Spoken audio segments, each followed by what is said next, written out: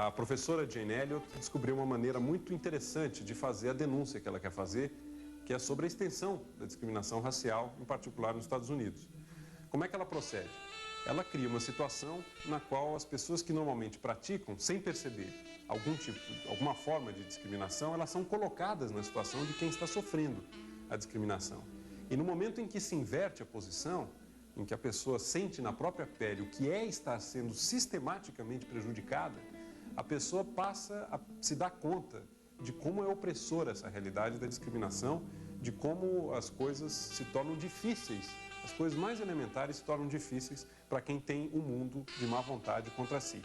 Então foi uma maneira muito engenhosa, trabalhando essa capacidade humana de se colocar na posição do outro, uma maneira muito engenhosa que ela encontrou de reproduzir numa situação controlada, é um exercício, mas de reproduzir a realidade da opressão e que se aplica não apenas à questão racial nos Estados Unidos, que sem dúvida é muito grave, mas se aplica a uma gama muito grande de discriminações em coisas como idade, como forma física, obesidade, grupos minoritários, como homossexuais, lésbicas, uma gama muito grande de situações que se aplicam e que podem ser interpretadas e melhor entendidas à luz desse experimento. Então vamos assistir a esse belo documentário que chama-se Olhos, Azuis e foi feito pela professora Jane Elliott.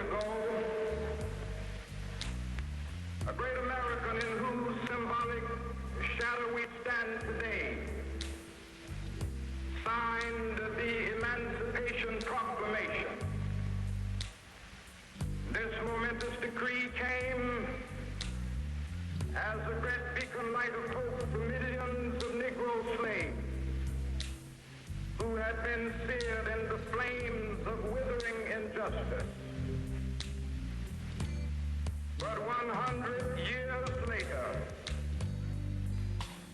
the Negro still is not free. 100 years later, the life of the Negro is still sadly crippled by the manacles of segregation and the chains of discrimination. 100 years later, the Negro lives on a lonely island of poverty in the midst of a vast ocean of material prosperity and finds himself in exile in his own land.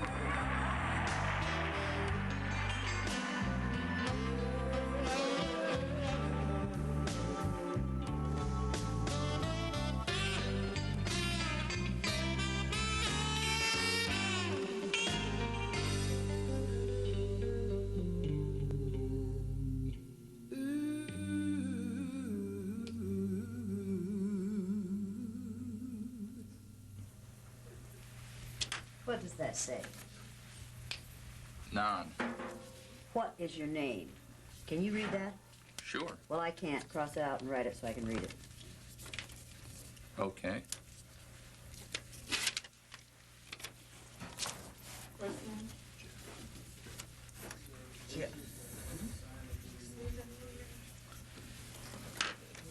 What does that say?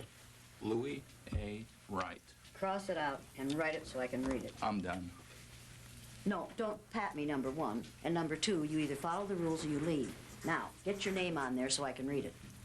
They asked for my signature, that's it. Write your name on here so I can read it. No, ma'am. This man is out of We here. need your name tag. This man is out of here. He isn't going to follow the rules. He isn't going to stay. You're out of here. Are you the security person? This man is out of here. Okay. Sign in here, according to iCard. Sit down.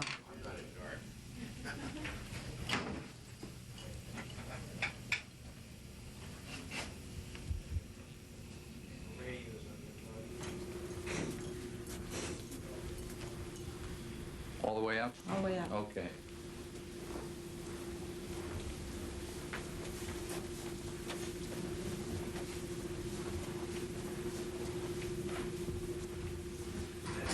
You can go in this room.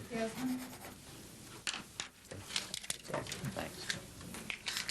Sign in here, according to iCard. Well, I guess I'm over here in the non. I'm not brown in it. You're looking at Sit down.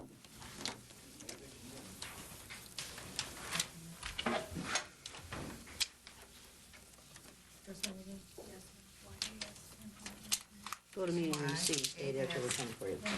Look for your eyes. Green. Sign in under Brown. Two gentlemen have one question. The question is, would you want them back? I don't want them back. I don't want them back. This is not a question of want. If they can come back and conduct themselves according to the rules, they can come back. But I'm going to put them out if they don't follow the rules. It is not their choice. Okay. This is not their choice. They either follow the rules or they're out of here. That's the only choice they have. All right. Thank you. You want me to tell them that? No, I can I'll be tell. perfectly happy to do No, I it. can do it. Well, Bluey, did you sign in? Yes. Sit down. I'm sorry, I thought you meant in there. Sit.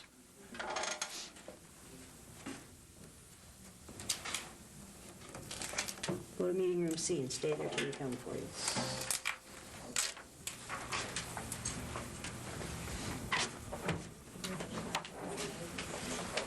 It's another one of those non-brown people. We did a diversity. Sit down. I'm going to give you a piece of advice. Whether or not you like what's happening here, you either follow the rules or you're out of here. And Got you it. have a choice. Now, get rid of the gum. Okay. Now. There's a wastebasket right back there. Put it in it. Well, go to meeting room C and stay there until I come for you. Okay. So you do print. Sit down. Jan Cole, you have a call on line 3. Jan, line 3. Move your legs. I'd have to straddle your leg.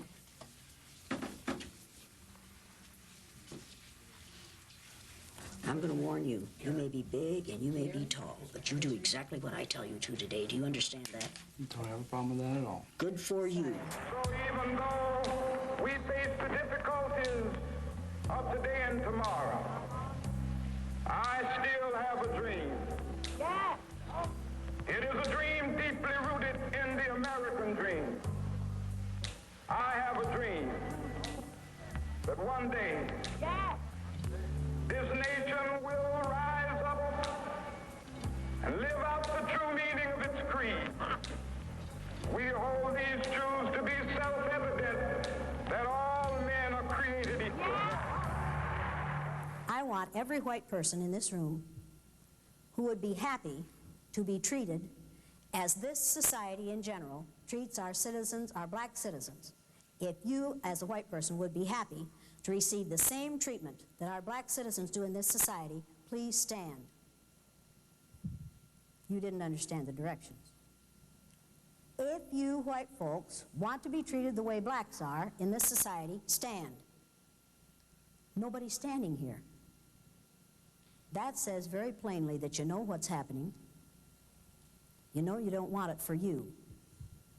I want to know why you're so willing to accept it or to allow it to happen for others.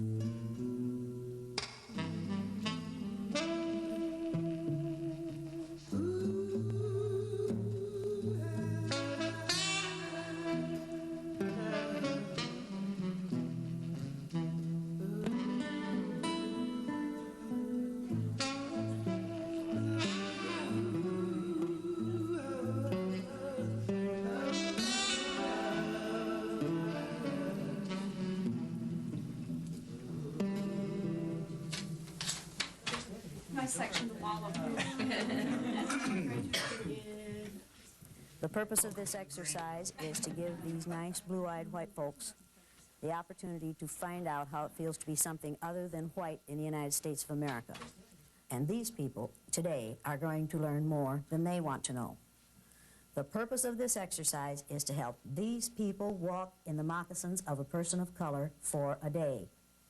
What I am going to do is assign to these people, on the basis of their eye color alone, all the negative traits that we have assigned to females, to people of color, to gays and lesbians, to people who have disabilities of any kind, to those who are obviously physically different.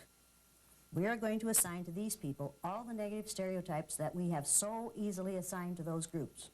We are going to lower our expectations for these people, and we are going to force them to live down to our expectations of them. Come on down. I wrote my name. She said, now, write it so I can read it. How have they been prepared to come in here? Not at all. They're just sitting We and just talking. sent them into a room in which there are 3 chairs for 17 people. Now, It's hot in there. it's hot in there. Is it hot in there? Well, then it's probably smelly, isn't it? Because blue-eyed people sweat a lot, and you know they don't smell good. So I wouldn't want to be in that room after they've been in there. We don't tell them anything. We just send them to the holding room.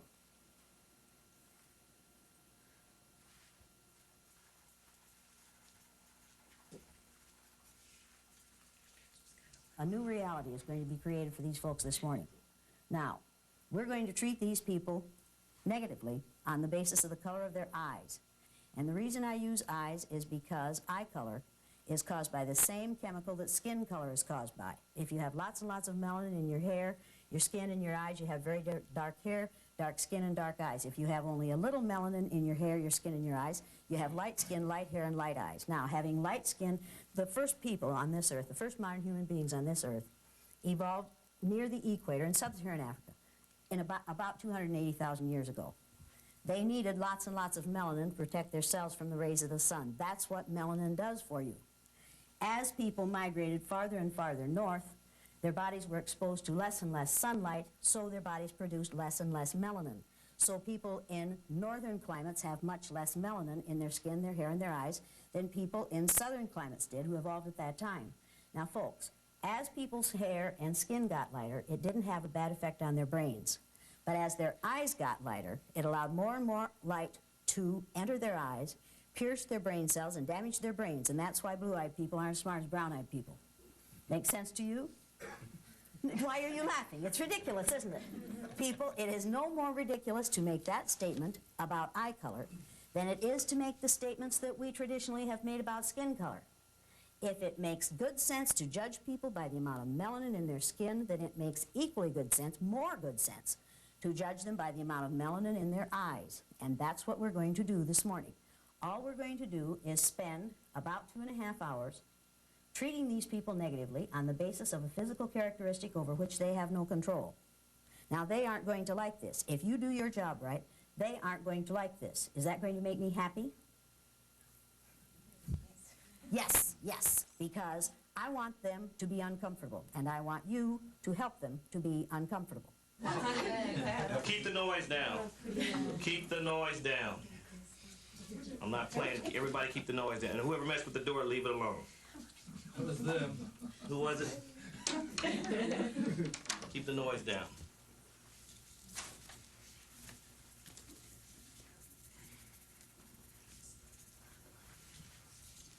we should sing "We Shall Overcome." Does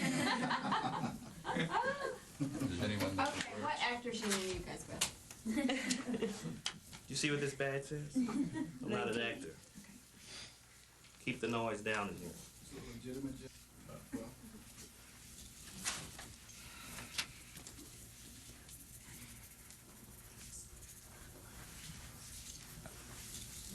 Blue-eyed people aren't as smart as brown-eyed people.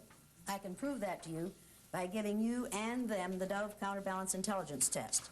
Now, this is an intelligence test that was developed by a black male a number of years ago, and the purpose of this test is to give white folks the opportunity to find out how it feels to take a test about which you know virtually nothing, and have your IQ based on your ability to pass a test about which you know nothing, that you have learned nothing about. We do this with people of color and with immigrants in this country all the time, and we base our judgment of their IQs on their ability to respond to items about which they haven't learned. The blue-eyed people aren't going to know many of these answers because they aren't very intelligent, because they haven't had to learn about people who are different from themselves, because they have only had to learn about white culture. This is a test that is based on the black culture of a number of years ago in this country. These blue-eyed people won't know many of these answers because they aren't smart, they aren't caring, they aren't curious, they don't feel that they have to learn about those who are different from themselves. That's the way they are. You people, you brown-eyed people, are going to know at least half of these answers because you are smart, and you are caring, and you are curious about those who are different from yourselves, and you've learned a whole lot about those who are different from yourselves, and I'm going to give you the even-numbered responses. Now, this is not cheating, people. This is called reinforcing our position of power in this room. Everybody understand that? We do this all the time in the public, private, and parochial schools in this country. It is one of the ways we teach people who the superior people are. We give culturally biased tests on a daily basis in this country, make no mistake about that. We use culturally biased textbooks. We have culturally biased pictures on the wall. We teach a culturally biased history. Our maps are culturally biased. And they are culturally biased in favor of white people. Make no mistake about this, people. It's what we do. I know how to do it. I've been doing it as a public school teacher I did it as a public school teacher for 25 years. I know how to teach cultural bias, and I know how to teach racism. All you have to do is use most of the textbooks that are available in schools today. Now, I'm going to give you the even-numbered answers to this test. I want you to circle the letter of the correct response. For number 2, circle letter E. Number 4, circle C. Number 6, D as in dog. Number 8, C.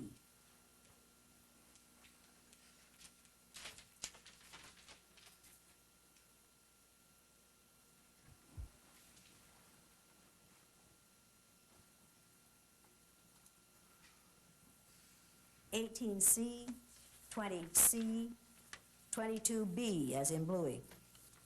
Okay?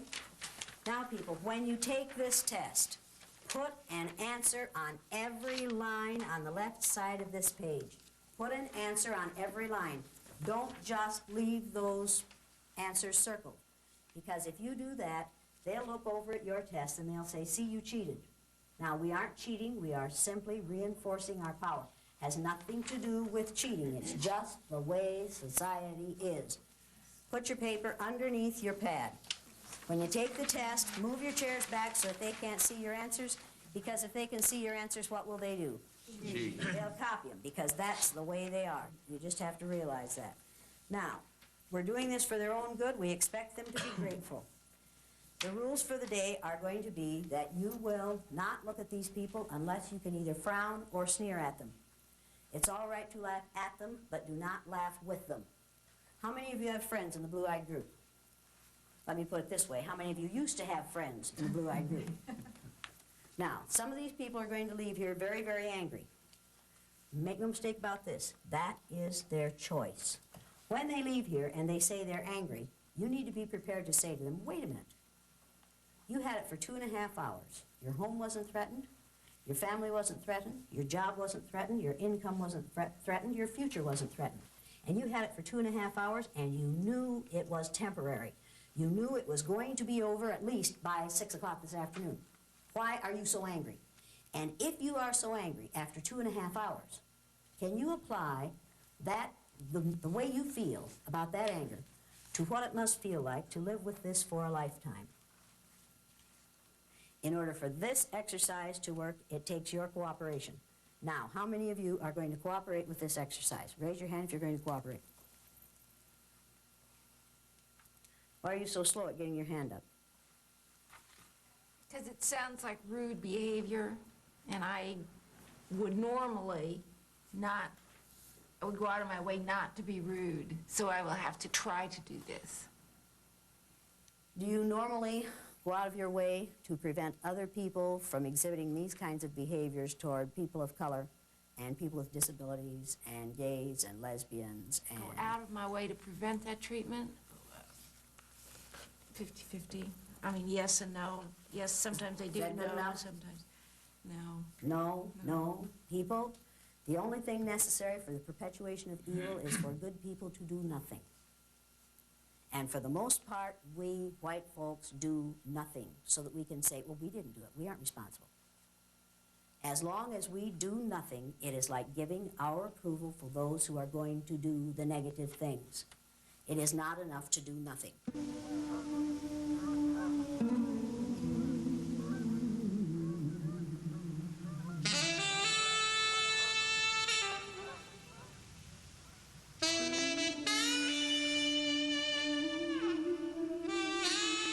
I got the idea for the blue-eyed, brown-eyed exercise from reading about what the Nazis did during what has come to be called the Holocaust. Hitler was going to found a nation of people, of Aryan people, who were going to be blue-eyed and blonde-haired and fair-skinned, and they were going to rule the world. And one of the ways they decided who went into the gas chamber during the Holocaust was eye color.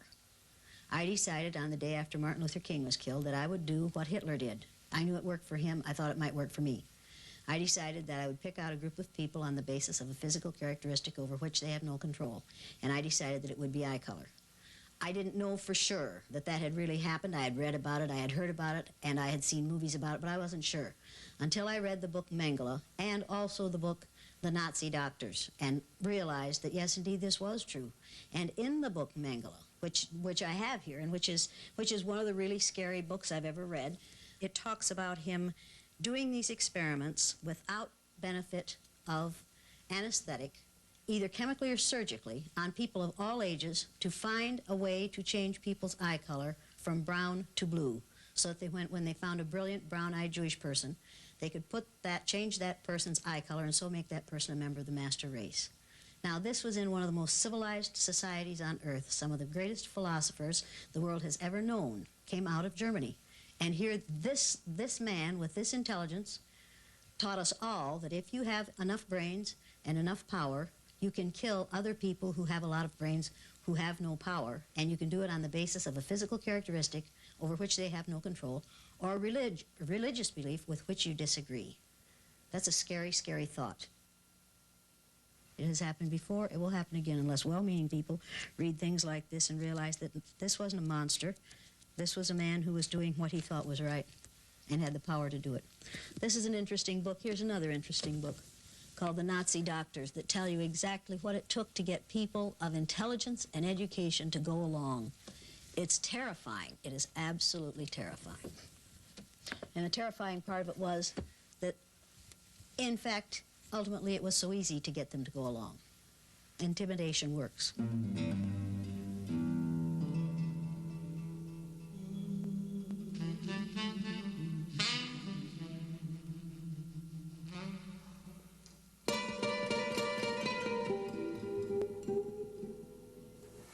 So what's going to happen for the rest of the day? So, I mean, we're really not afraid of anything happening to us.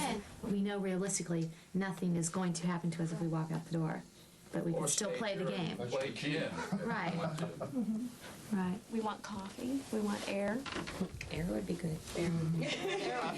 There's nothing that says we can't have that. We've just been passively sitting here because we're good people and they ask us to. Absolutely. Now, we're going to call these females girl, honey, sweetie, baby, chick, darling. What are we going to call these males? Boy. Boy. Boy.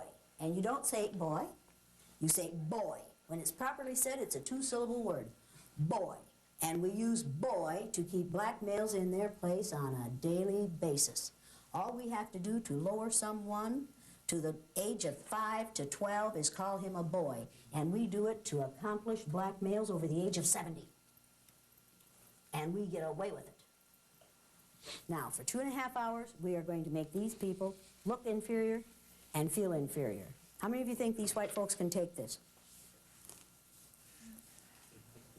Now, people, think about what you've just admitted.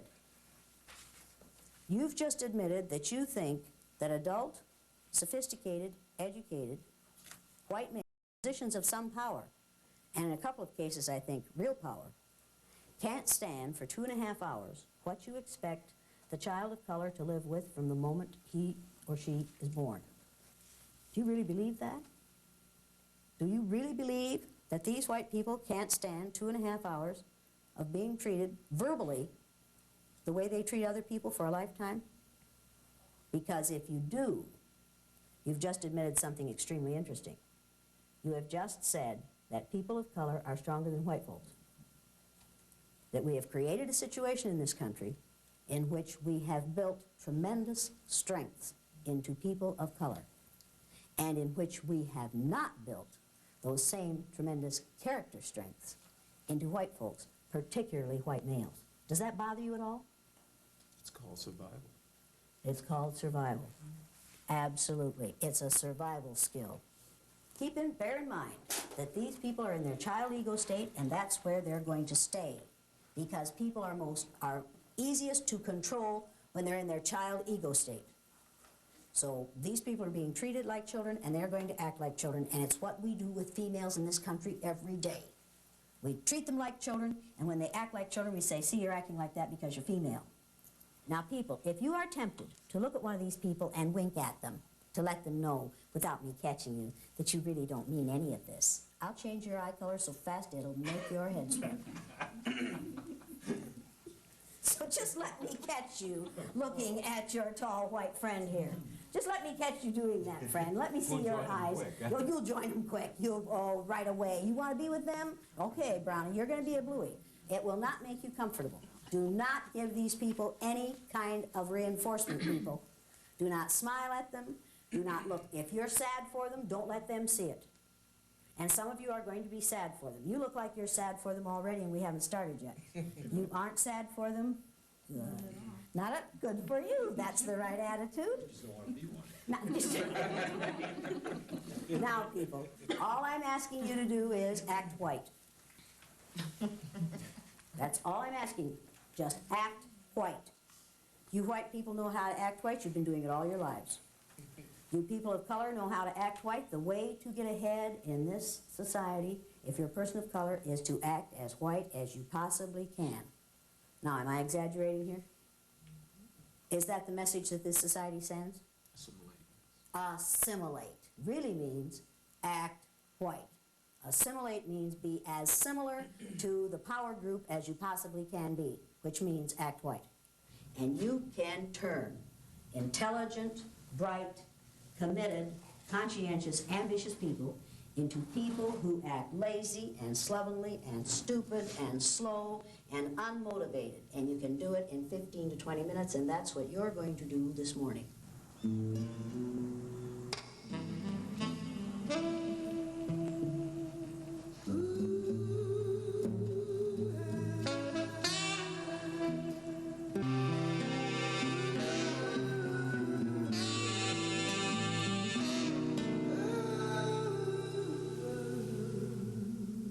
Martin Luther King was killed on April 4th, 1968. I was teaching 3rd grade in an all-white, all-Christian community. I needed to explain the death of Martin Luther King to my students. I didn't know how to do it, except by allowing them to walk in the shoes of a child of color for a day. The first time I did it, no one knew until my students wrote essays about it, and those were published in the paper. And then the Johnny Carson show called and asked me if I would come in and do the Johnny Carson show. Then people in the community found out about it. then all kinds of unpleasant things happened. I got vicious calls in the night. We got, probably between 500 and 600 letters, a third of them so ugly and so obscene that I couldn't share them with my third graders. That fall, when people came to register their children for school, their offspring for school, 20% of those who had children coming into third grade said to the principal, "Don't put my kid in Elliott's classroom." Every year after that, the same thing happened, only sometimes parents would call in and say, "I don't want my kid in that nigger lover's classroom." And the principal never had to say, "Which nigger lover do you mean?" Because we all knew there was only one. My children were beaten and spit on, my own offspring. We have 4 children. They were abused by their peers, by their teachers, by the parents of their peers. My parents lost their business. My father died totally isolated 3 years ago in the community in which his great-grandfather was one of the first settlers, isolated because he had raised the town's nigger lover. I've learned a whole lot about racism. Do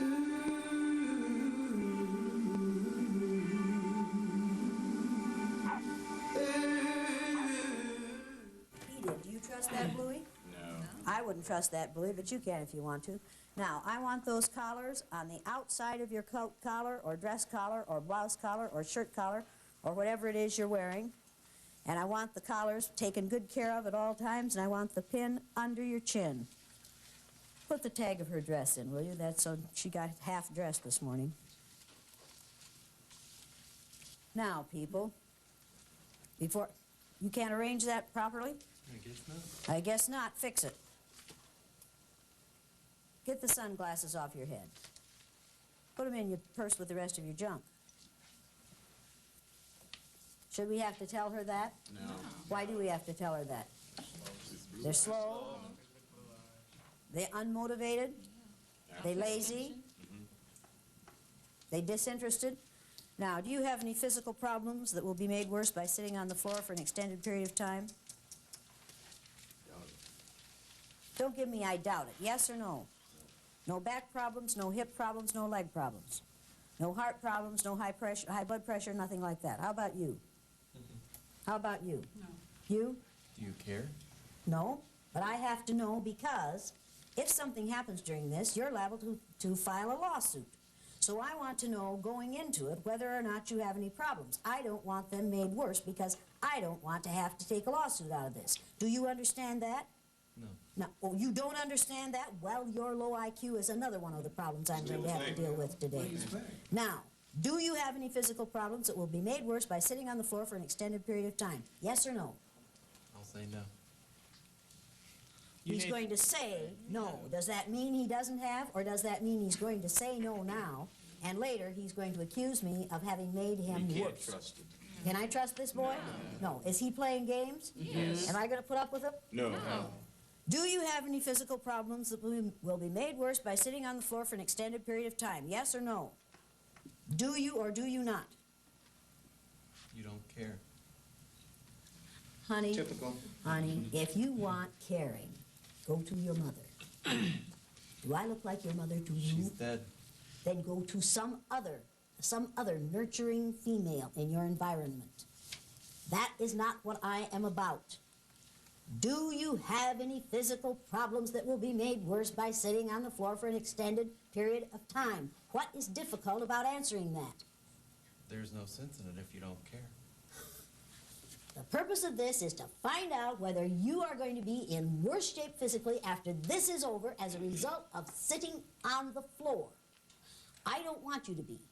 I care because I don't want you suing me. So there, I care. Now, That's what I want to do. I care. Do you or do you not?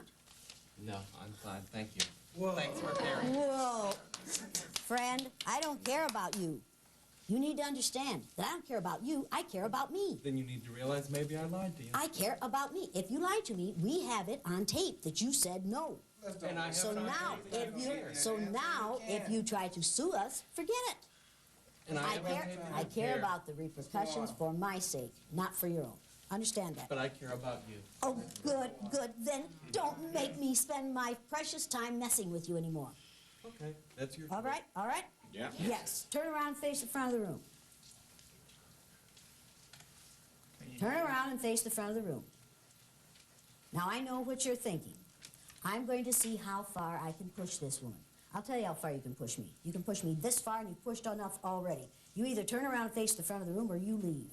You're going to follow my rules, or you're out of here. Turn around and face the front of the room. Once again, do we care? No. Do some people like being treated like babies? Yes. Do we have to take care of them? Yes. Do we have to see to it that they're sitting in the right place? Yes. Do we have to see to it that they're facing the right direction? Yes. Why do we have to do that? Because most of them are stupid, and where do they spend most of their time? In what ego state? Their child ego state. Have we seen examples of people spending time in their child ego state already this morning? Absolutely. Absolutely. This boy wants to know that you care. Should it matter to him one tinker's damn whether I care? No. Does it really matter to him? No. But does he want me to force me to care about him? Yes. Can he do that by behaving the way he did? No. No, people, that is not the way it's done. And women, no, that's not the way it's done. Now, when people act the way this one just did, he is in his child ego state. He has gone to the age of about 7. I want it my way, and I want it now. I don't have to do it unless you care about me. Now, I'm going to teach you the listening skills. Since you have already indicated that you have difficulty remembering things, I'm going to ask you to write these things down. Take out a piece of paper and a pencil. Write exactly what I say, exactly as I say it. Number 1, good listeners have quiet hands, feet, and mouths. Write it down quickly before you forget it. Write it right now. Good listeners, what does yours say? Good listeners have quiet hands, feet, and mouths. How many commas do you have in that sentence? None. Why? I was writing fast and I left the commas out. Give me your paper. How many commas do you have in your sentence? I have none. Why? Because I heard you say none. He heard me say none. Oh, sweet Jesus. But you don't. Well, now, Sonny, you have a period on there, don't you? Yes, Did you hear me say period? I did hear you in the sentence. Oh, you did hear me in the sentence, but you didn't hear me in the sentence say commas. Is your reasoning a little strange here? You're right. Yes. Are you looking for excuses for failure? No. Yes. And are you trying to blame your failure on me? No, yes. I'm blaming it on myself. And blame it on yourself. Now get some commas in there. Do you need a comma after quiet? Well, it's gonna matter. No, I don't. No. Is that a mistake too? Yes, I made a Yes. mistake. Have you made several so far this morning? Yes, and I'll Yes. make more. What was the first one you made? Coming to the workshop. Big mistake. Now, where are you gonna put your commas? For hands, feet, and a period after mouth. Good for you. What about you, dummy? How do you spell quiet? Not like that. How do you spell quiet? Spell it out loud for me, right here, as you have it, right here. Q-U-I-T-E. Q-U-I-T-E. That's quite good, isn't it? It's not quite quiet, is it? That's right.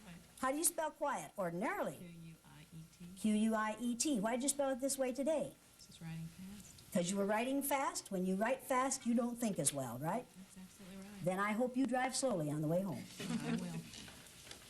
Cross it out and get it right. Remember, it does not rhyme with right. There we go. Now, the second. May I ask a question? Good listener, I was just talking, and you interrupted me and started to talk. You're a real poor case, aren't you? Well, I was going to ask a question. What's your question? I was going to say if I could have my paper and pencil back so that I could take notes and get to my adult state. Now, I'm going to give you a piece of advice. Every time I look at you, you're sitting there with that sick smirk on your face. If you can't look up without smiling, the next time I see that smile, I'm going to come down on you real, real hard. Okay? You're going to feel like a cow pat on a hot rock. So if I were you, if you can't hide your smile, drop your head so I don't have to see it. Just look down when I'm coming towards you so I don't have to see that smile.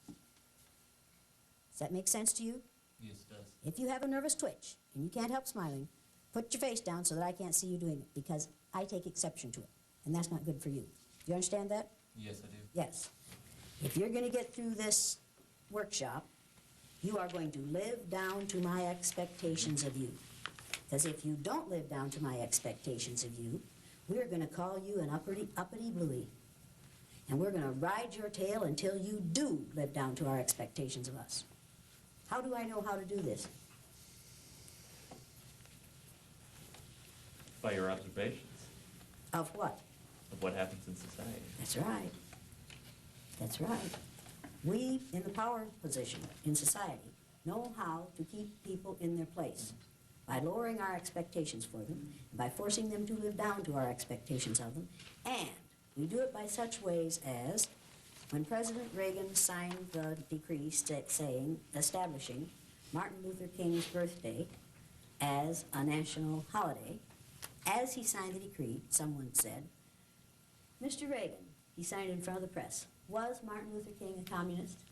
And he threw down the pencil and he said, well, we'll know in 30 years, won't we? So you see, you hold out the rose with one hand and you yank it back with the other.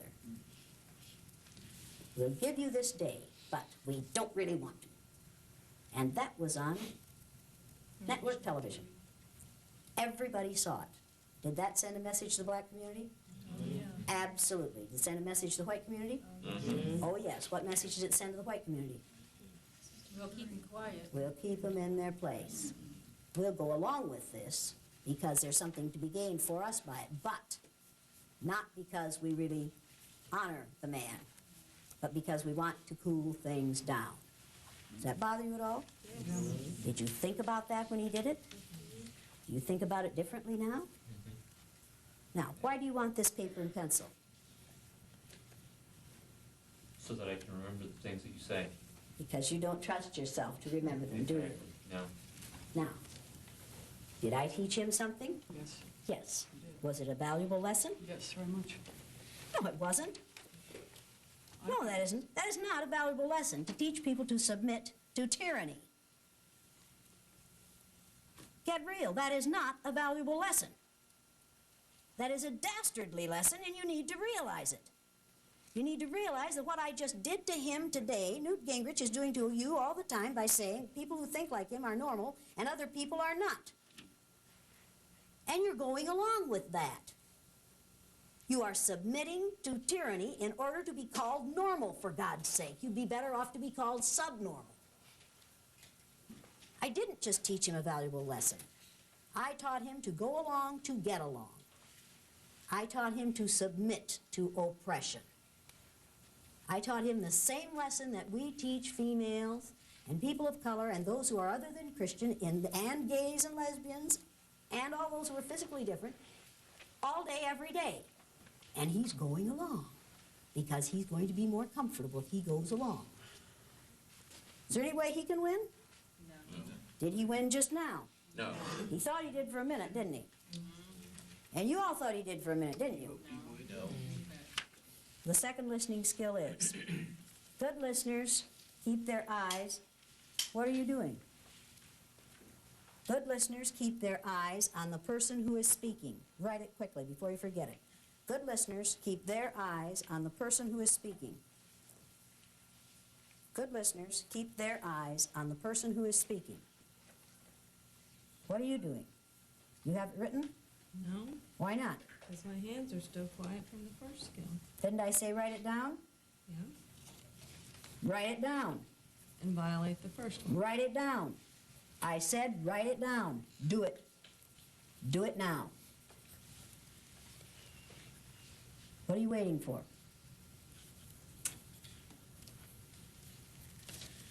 Now I'm going to warn you about something.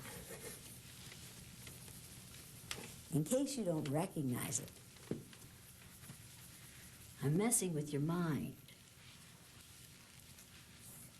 Now, I told him to conform, and then I said it was stupid to conform. So then you decided that you wouldn't conform. So now you're in trouble. Now, what had you better do? You never know what to do. That's right. That's right. Just the minute you think you've caught on to the rule, what did I do? You changed them. I changed the rules, people. Am I good? You're good. Am I good. Do I know how to do this? Absolutely. I'm a white female. I learned how to do this at my mother's knee. I know exactly how to do this. I can turn you every which way but loose. And there ain't no way you can win. And we can do this outside this room. Our society does this on a daily basis. We build people up and then we tear them down. We're doing it with Colin Powell right now. We're going to build that boy up, and that's what we're calling him, that boy. We're going to build him up, and then if he gets anywhere near where he wants to go, where he doesn't really want to go, but we're flattering him into going there. And about the time we get him up there, what are we going to do? Kick the blocks out. We're going to kick the blocks out and let him slide right down that slippery slope, unless I'm very much mistaken. Because do you really think that this country is prepared to vote in a black president? Oh, boy, what a joke. Are you think this country is prepared to vote in a female vice president? Right. No.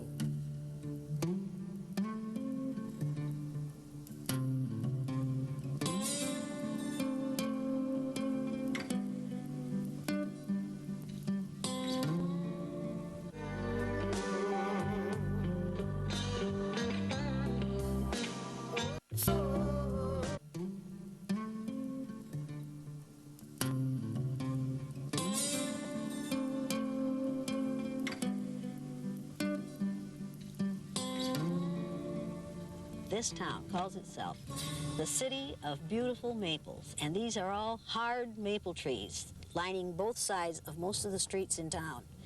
In 2 weeks, they will all be these gorgeous yellow and orange and red and gold colors. And people will come from miles around to see the color in our trees. And this city is just so proud of that wonderful, wonderful color in these trees. But they do not want people of color to come and reside in this community. We love color in our trees. We do not want it in our skin.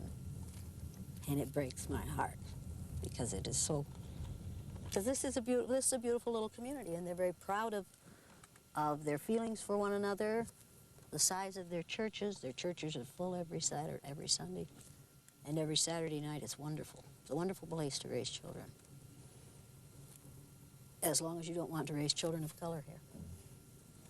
It's heartbreaking. The first time I did this exercise in 1968, my parents sold 42 lunches in their little hotel lunchroom in Riceville. The day after it was shown, they sold 2. They never sold more than that again. That was the end of their business. Their business was killed by what I do.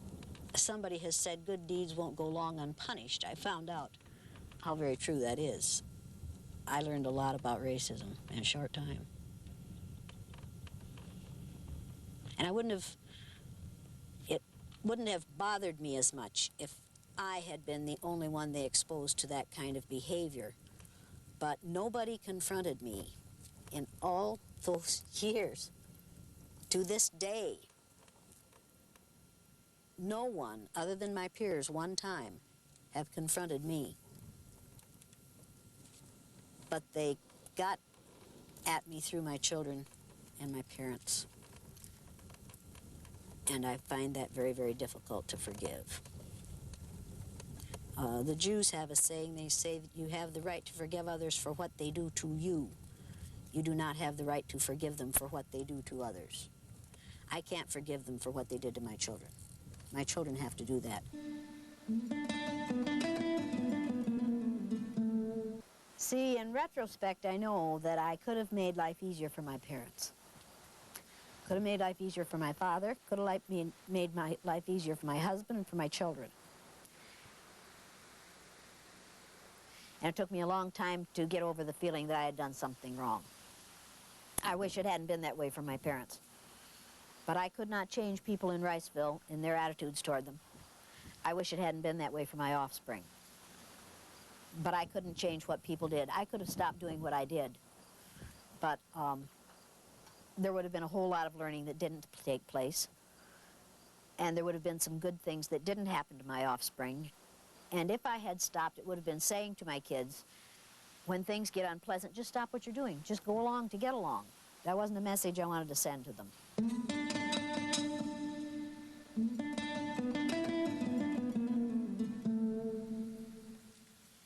It's a new experience for most of you. Perhaps not for this one. But for most of you, it's a new experience to have to just be submissive.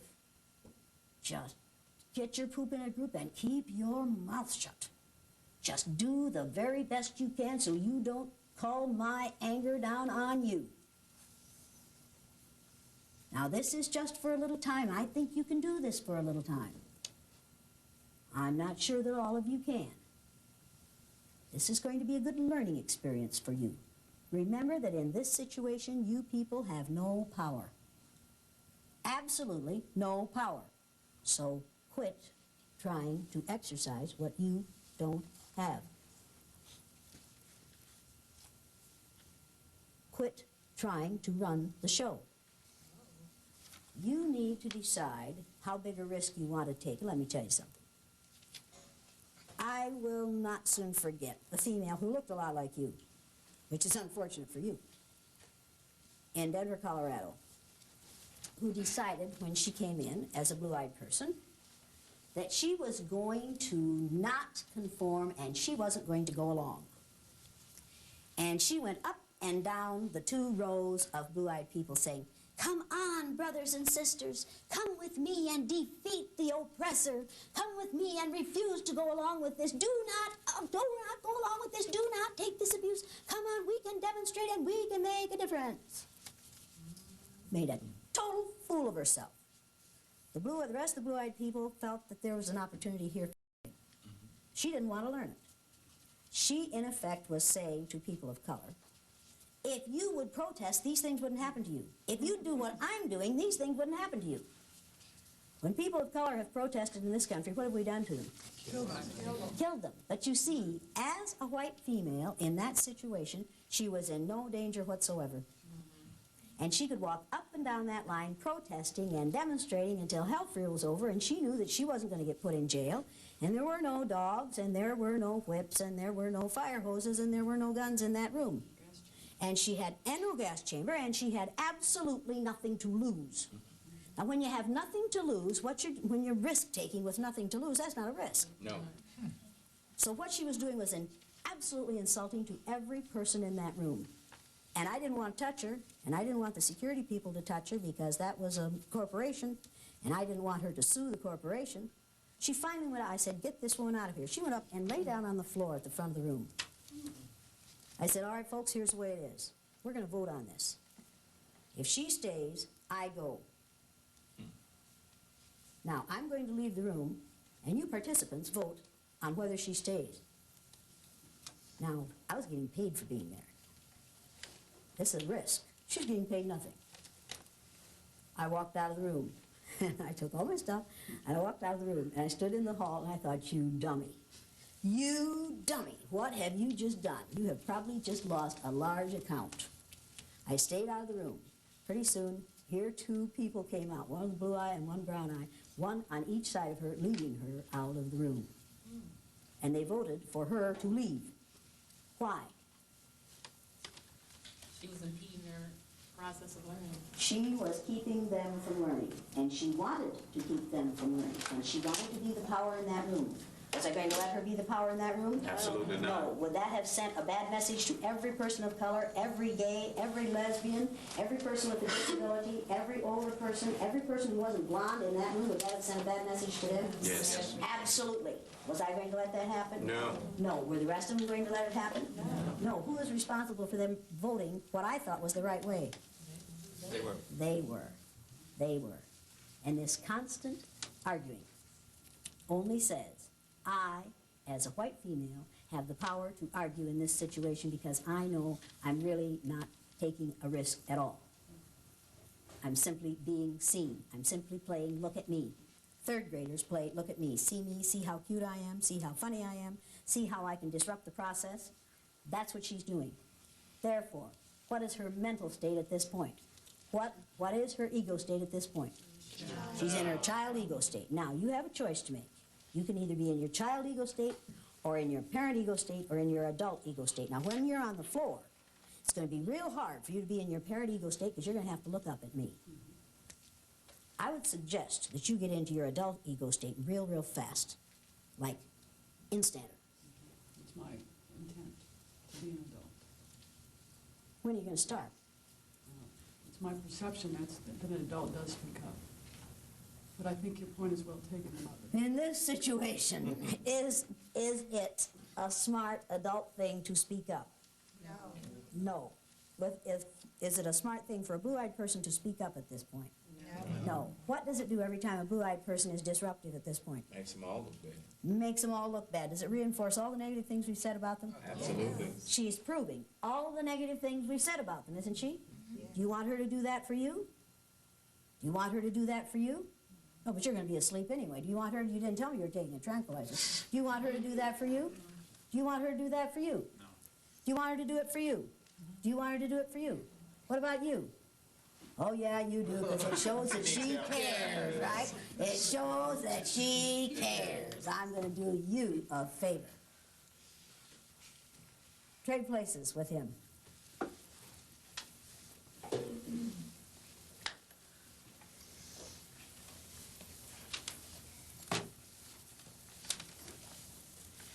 Now, the second listening skill is, now, I don't want you to talk to him. Oh, I think you're in the wrong place. You trade places with him.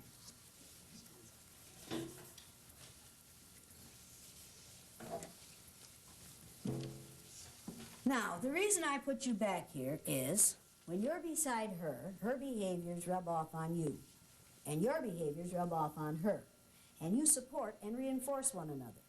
And I don't want that to happen. So in order to keep that from happening and keep you from getting into trouble, I put you back here where that won't happen to you. Did I do this to be mean to you? Probably in your mind, no. No, You were helping no. me. I am helping you, and how should you feel about that? I expect you should think I should be grateful. And are you? No. Why not? Because Is it I like because you're an having the support. ingrate? No. Because you like having the support? You are willing to take the support, even if it means getting you in trouble. Yes. Does this man like to suffer? He doesn't know any better. You like to suffer.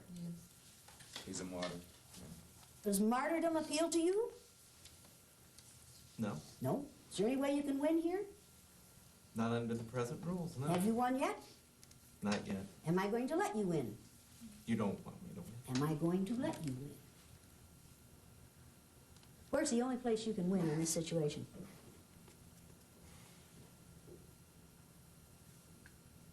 I can. Can you win in your mind? Yes. Yes.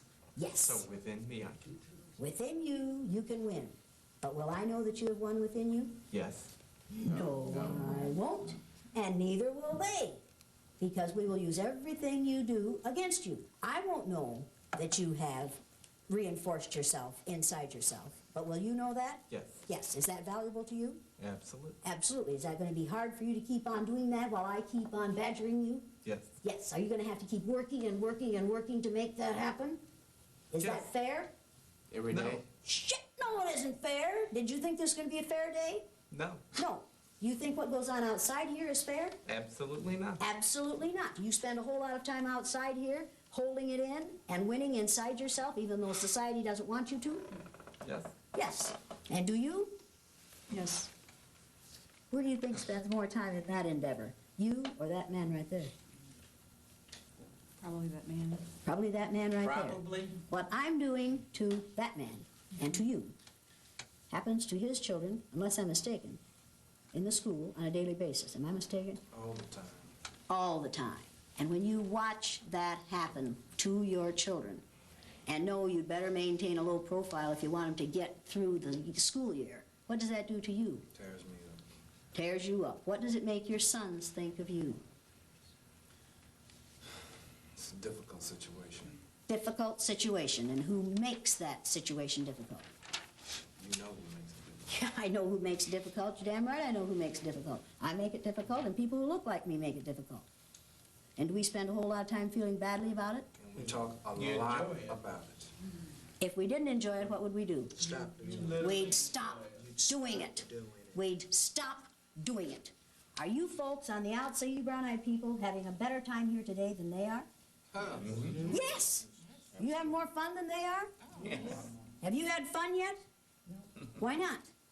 Because I'm not a blue-eyed person. Yeah, and what As a result of being a blue-eyed person, what is going to happen to you? Be treated differently. That's right. And is there anything you can do about it? Not one thing. Is there anything you can do to change my behavior? None. Absolutely. His tears bother me? No. No. His wanting me to care about him bother me? No. His embarrassment bother me? No. Does the embarrassment that females suffer in the workplace bother the powerful males in the workplace? No. If it did, what would they do about it? Put a stop to it. Immediately. Immediately. Is what happens to people on reservations, on Native American reservations in this country, bother the people in power in this country? No. Not one bit. We are going to increase that pain instead of ending it. Do we care? Do you care? Now, you all could have learned something in the last hour or hour and a half that you've been in here. You could have learned something about how discrimination works and how it feels to be on the receiving end of it. You could have learned about society and society's rules. You could have learned about how hard it is to be in control when you have no control. You could have learned something about power and the use and misuse of power.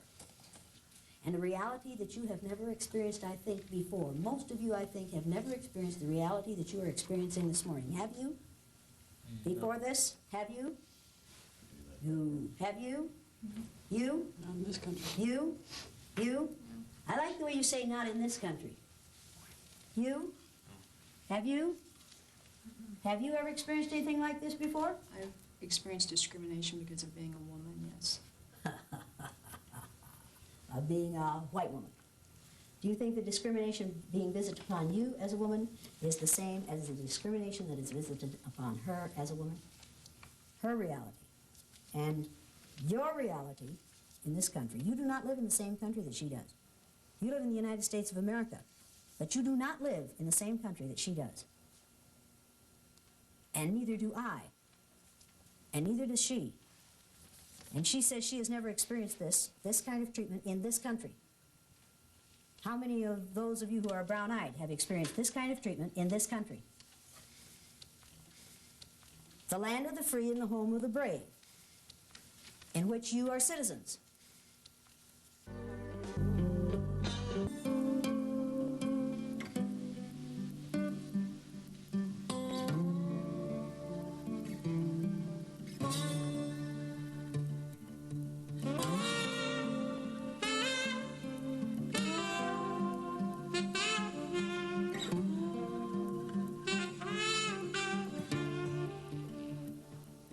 You're going to interview some students tomorrow, some former students of mine, who were in my classroom the third year that I did this exercise.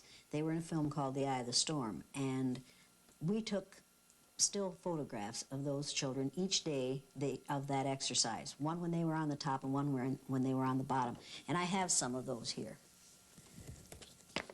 The interesting part about these pictures is you can take a child who's a perfectly happy, normal human being on one day, and by putting a collar on him and telling him he's inferior, you can turn him into a frightened, vulnerable, intimidated, suspicious child who cannot succeed on the day he's in the wrong place. This is like the powerless and the powerful.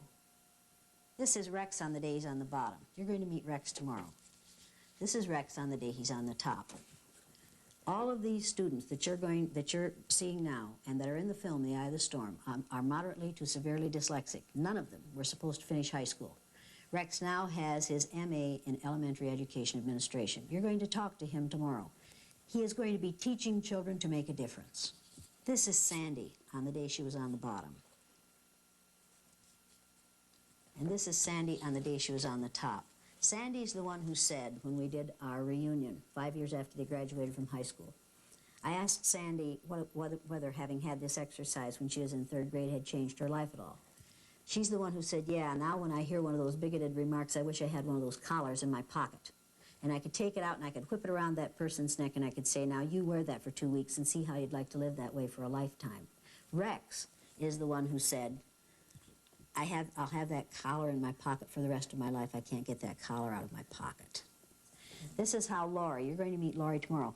This is how she looked on the day she was on the bottom of this exercise. And this is how she looked on the day she was on the top. Now you think about this is just one day in these children's lives. And look at the difference.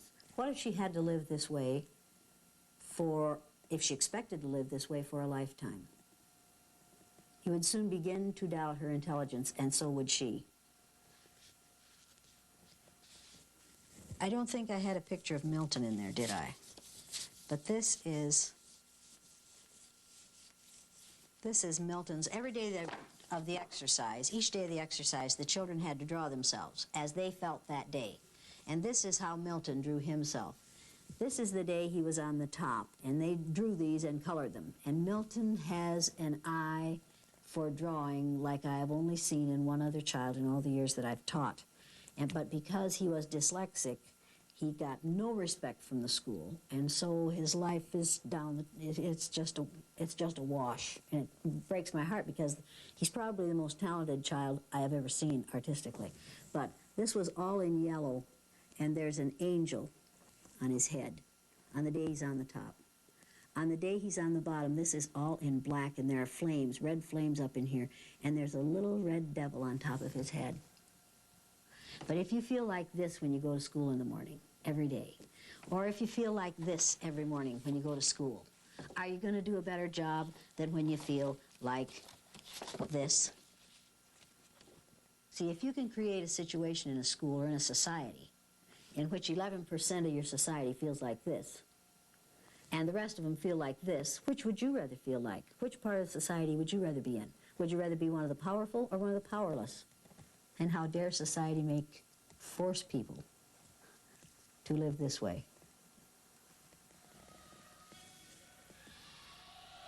It's been over 20 years now, and it's just looking at these pictures and talking about it is just as if it happened yesterday. It's very much in my mind. I started reading the book again, and it brought back a lot of tears. I remember remembering the things that kids said to each other and how they treated each other, and I mean, best friends were now fighting, and we hated our teacher. We had to draw a picture of her, and I'll never forget that because we all drew like a picture of a devil. And we had to stay in extra for recess. We couldn't go back for seconds, and some of the kids, we couldn't share our food because, we're dirty people, and we had to use a cup to drink out of because we had to use the same cup all day, otherwise we were wasteful. But I remember when she'd said that brown-eyed people were slow and they were dirty and smelly, and I was like, here's this teacher, you loved this teacher, and she's telling you all of these things. It's like, I thought you were my friend, and to go through this, even though we all knew it was a project that we were doing, once it started, you forgot it was a project. It was such a reality that it's like, I'm really going through this. This isn't funny anymore. It's not a joke. And when they had the collar on, you just felt like, that poor little dog outside who wants to go in and nobody will bring him in. But, and then to take them off, you just felt like you'd won the lotto. It was just really good. The exercise has a lot to do with how I feel today. It was just a one-day thing for me, but it has stayed with me all these years. But, a black child has to live with this the rest of their life. Well, all those who have total of 2 right, please stand. You have 2 right? Yes. Who checked your paper?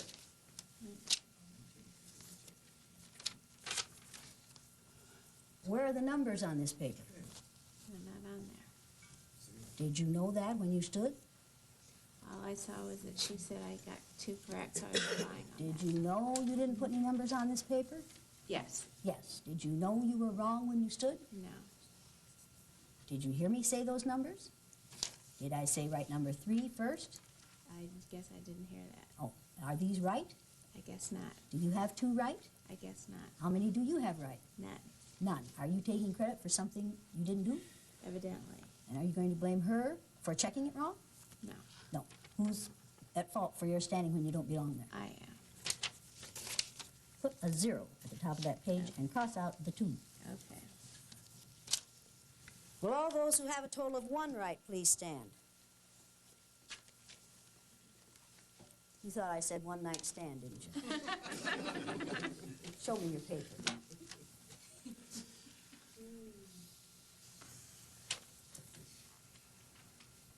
You want to check yours to be sure it's right before I look at it? Well, that is right. You did get 1 right. You're 25% right.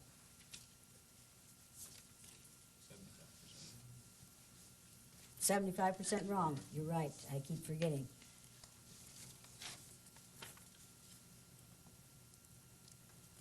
What's the third listening skill supposed to say? Yeah, remember, what's the third listening skill supposed to say? Third listeners listen from the beginning to the very end. Is that what yours says? No, I left out very. Sure left out very, didn't you? Yes, I did. You have 1 right here? And I should have 0 correct there. That's right. Do you have 1 right here? Yes, I do. Is there 1 right? No, there is not. No. Should you be standing? No, I should not. So what are you going to do? I'm going to sit down and change that to 0. Good idea. So 2 of these people got 1 right. None of them got them all right. This is too hard for blue-eyed people?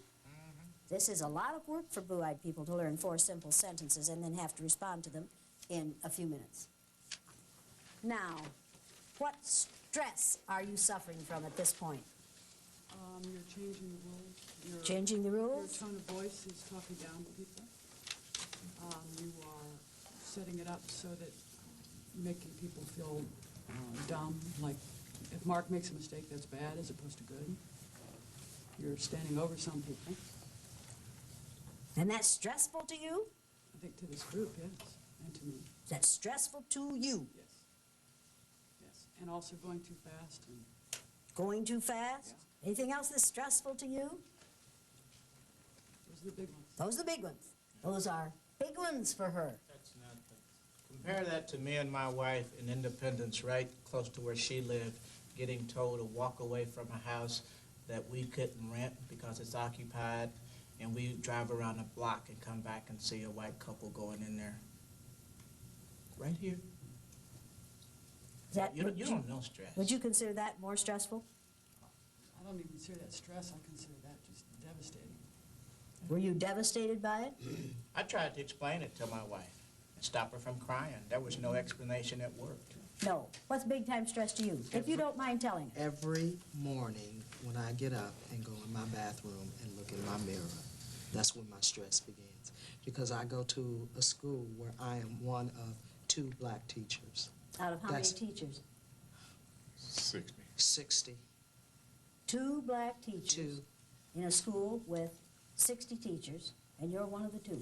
One of the 2. That's stress. And are you treated differently on the basis of how you look in the mirror when you get up in the morning? Sure I am. And you know it's happening? Sure I do. And you recognize it? Yes, I do. And you can identify it? Sure I can. And if you describe it to your white peers, what do they say? Oh, Linda, please. That's not happening. It couldn't be happening.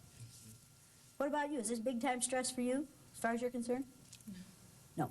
Do you get stressed like this? Yes. Do you have to perform in spite of it? Yes, I do. You have to do your job whether the stress is there or not. Right. If you give in to the stress, what do you have to give up? My job. Your job. This look a lot like a lot of stress to you? Very much so. It does? Yes. You think these people are stressed a lot? Well, they're stressed, but not what we go through. Okay, so is this big time stress compared to what you suffer? Very little. Very low. What about you? It's like a game. Yeah, looks like a game. Does it feel like a game to you? No. No. Does it feel like a game to you? You playing a game? Are you playing a game? No. Are you playing a game? Did you come in here prepared for a game?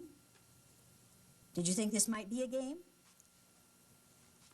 Did you think this is going to be a pleasant little day off work or spend your Saturday this way? Does this feel like a game to you? Quite a bit different. Quite a bit different. Why? Because we're on the spot rather than coming and changing roles and That's right. finding the moment out. Now, let me make something perfectly clear here. We are not going to reverse this today. Yesterday, I heard a couple of women say Well, I kept quiet because I thought she was going to reverse it, and then she'd use what we said against us. I had no intention of reversing this, because if I reversed this, it would no longer be reality. That would be like saying to people of color, after we white folks have been on top for a while, then we're going to turn the tables and you're going to get your chance. See, if it's a game, then everybody has the opportunity to win. In this situation, and in society at large, not everybody has the opportunity to win. We do not have freedom and justice for all. We have freedom and justice for some, but not for all. This is not a game, because not everybody in this room is going to have the opportunity to win. You're never going to win, Maggie, if you keep writing while I'm talking. This is not a game. And are you role-playing? Today, Yeah. in a sense. In a sense, you are. Your memory is bad because you're pretending it's bad? Are you having trouble remembering things? No. Are you having trouble getting things right? Yes, of course. Yes? Why? Because the deck is stacked against us. Because the deck is stacked against you. So no amount of pretending is going to get you to pretend that you've got those written correctly, is it? Correct. Correct. So the role-playing, hey, forget that. It's like Shelby Steele saying, as a black man, I have transcended race.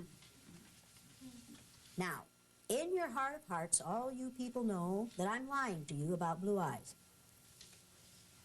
There's nothing wrong with having eyes of a color other than brown.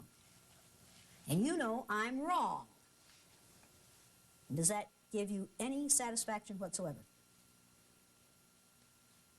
To know that I'm wrong?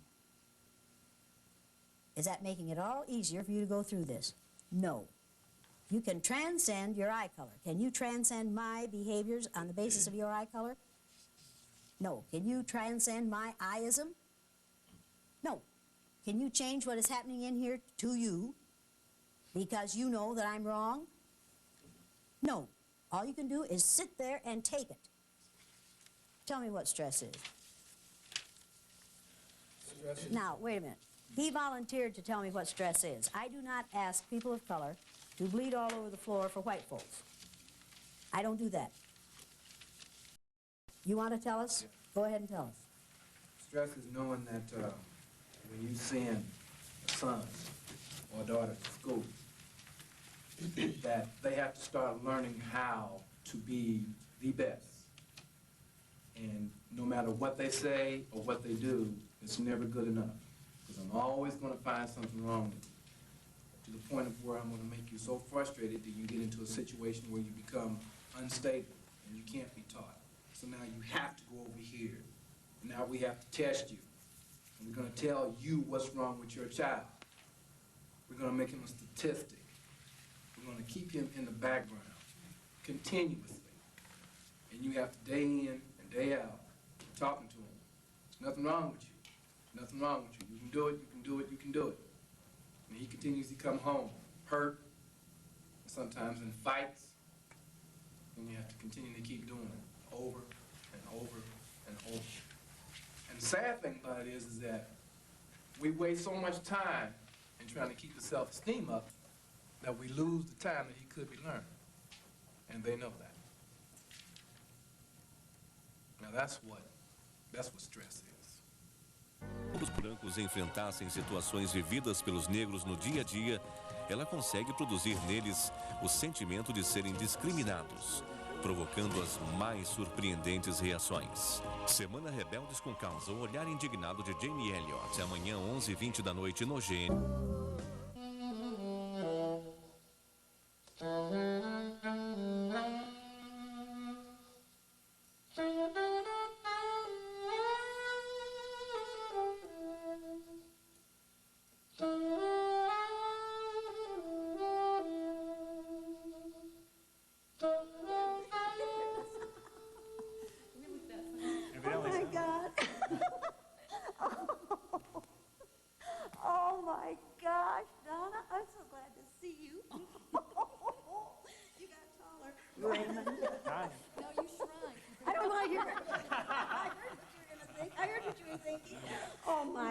You all look so great.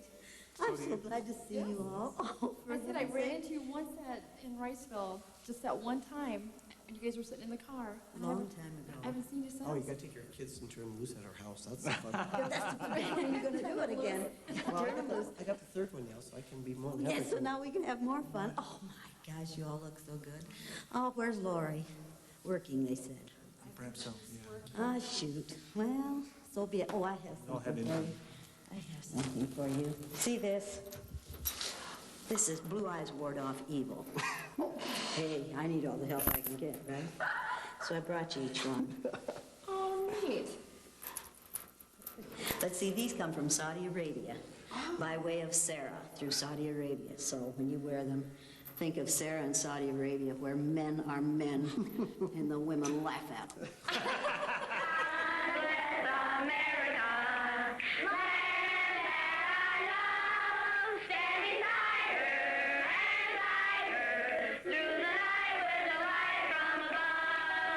It might be interesting to judge people today by the color of their eyes.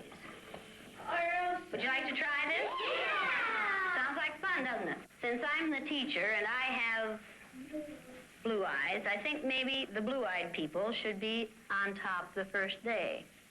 I mean, the blue-eyed people are the better people in this room. Oh, yes, they are. Blue-eyed people are smarter than brown-eyed people. They are cleaner than brown-eyed people. And if you don't believe it, look at Brian. The brown-eyed people do not get to use the drinking fountain. You'll have to use the paper cups. You brown-eyed people are not to play with the blue-eyed people on the playground because you are not as good as blue-eyed people. Well, the brown-eyed people in this room today are going to wear collars so that we can tell from a distance what color your eyes are.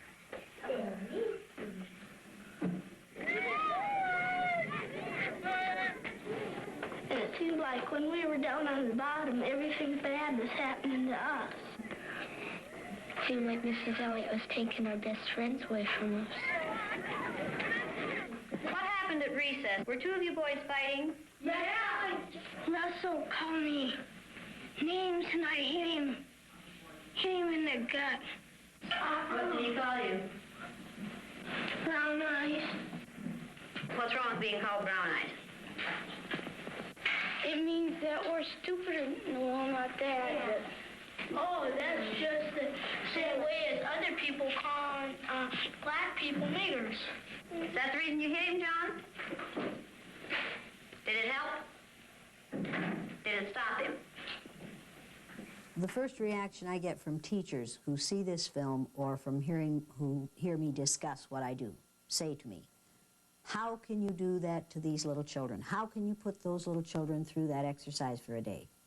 And they seem unable to relate the sympathy that they're feeling for these little white children for a day to what happens to children of color in this society for a lifetime, or to the fact that they are doing this to children based on skin color every day, and I'm only doing this as an exercise that every child knows is an exercise, and every child knows is going to end at the end of the day. Let's take these collars off. What would you like to do with them? Throw them away. Go ahead. Go ahead. Don't eat them like great. This older woman in the middle of this group stood up and said, Mrs. Elliott, I came here to tell you how much I hate you. I said, okay, well, go ahead. You know, this isn't a new experience. She said, I am Jewish. I was born and raised in Germany. She said, we went to a Jewish school. Every morning when our headmaster came in, we would bow and say, good morning, Herr Headmaster. She said, one morning he came in with 2 SS troopers. And one of the SS troopers said to us, in the future, you decadent Jews will no longer bow and say, good morning, Herr Headmaster. You will salute and say, Heil Hitler. She said, I watched those of us who valued our life more than our faith salute and say Heil Hitler. She said, those who valued their faith more than life itself continued to bow and say, good morning, Herr Headmaster. She said, they disappeared and we never saw them again, but we know what happened to them. She said, your students are very fortunate. They will never allow to happen in their society what we allowed to happen in ours. They'll see it coming and they'll put a stop to it. Then she said something that frightens me to this day. She said, the atmosphere that you created for your students in your classroom with your blue-eyed, brown-eyed exercise reminded me of the atmosphere, the environment that the Nazis created for the Jews in Germany. Now, people of color, particularly blacks, who see the film The Eye of the Storm, which was in my classroom, the 3rd year I did the exercise, say to me when it's over, that's the way I live every day of my life. And that's in what we call the land of the free and the home of the brave. We have created an environment in this country for 11 to 12% of our population in which they feel the way the Jews felt in Nazi Germany. White people say to me, I don't see it that way. Of course they don't see it that way. They don't live it that way. We do not live the same reality in this country. White people do not live as people of color do. Now, I need to know, how did you feel about what you went through this morning? The words that you have written came out of your feelings, right? Nobody else's. Okay, read your 3 words. How they looked frustrated, confused, and angry. Frustrated, confused, and angry. That's the way they look to you during this exercise. Now, people, listen to these words that these brown-eyed people have written and see how many of them are the words we usually use to describe females. Read yours. Confused, sad, and some humor. Sad. Any of you people sad this morning? You looked sad. What were you sad about? I'm sad because I have to stay on carpet, and I didn't get coffee, and I didn't get donut.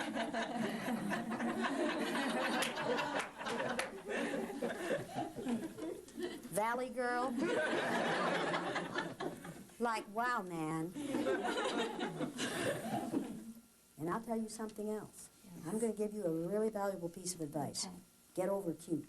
Okay. Now, I'm absolutely serious about this. Get over cute. Because you'll be cute until you're about 45. And then at 45, you won't be cute anymore. You'll just be an old broad.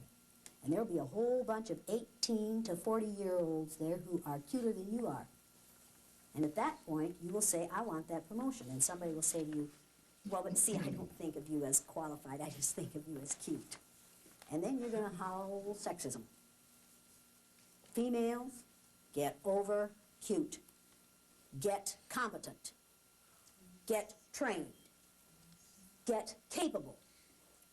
Get over cute. And those of you who are called Patty and Betty and Susie, get over that. Because we use those names to infantilize females. We keep females in their little girl state by the names we use for them. Get over it. If you want to be taken seriously, get serious. Get over it. Okay, read your 3 words. Confused, lonely, and uncomfortable. Confused, lonely, and uncomfortable. Yours.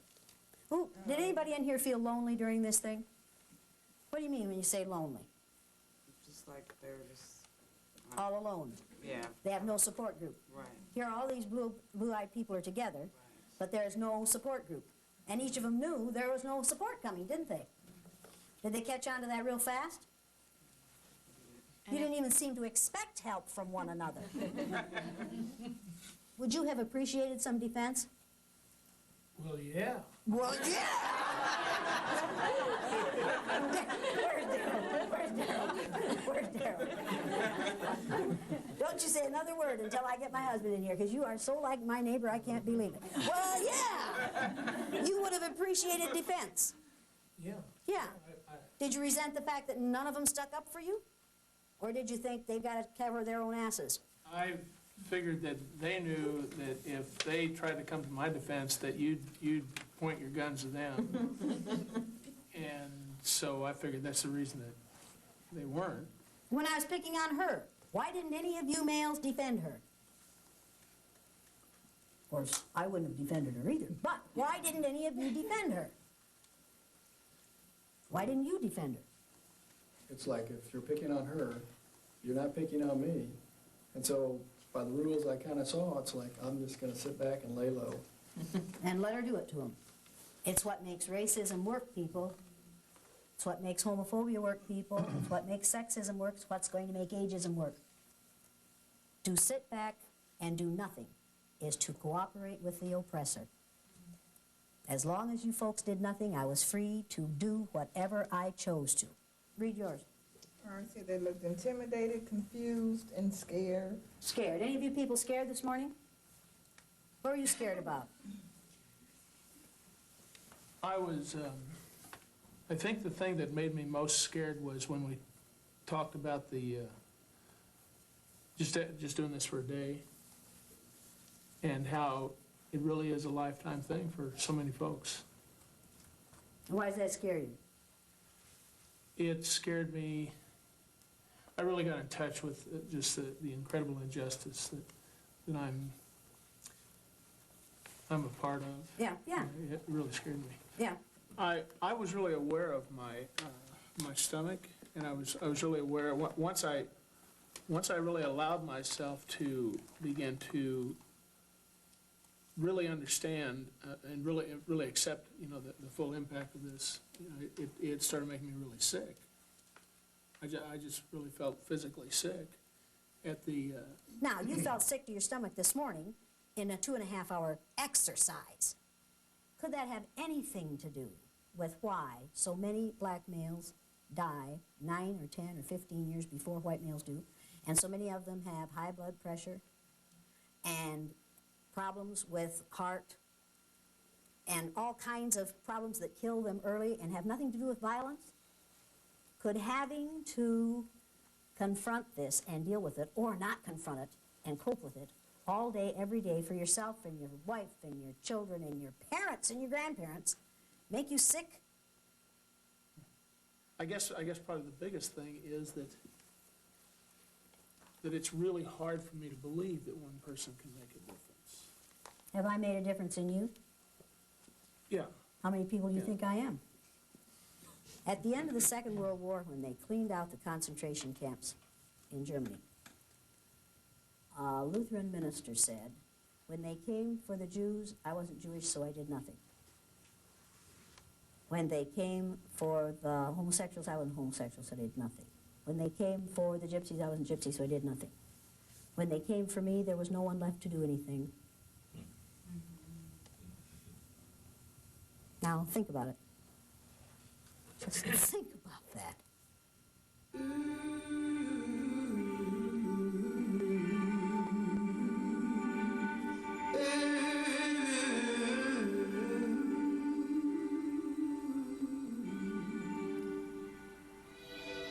I still have a dream. It is a dream deeply rooted in the American dream. I have a dream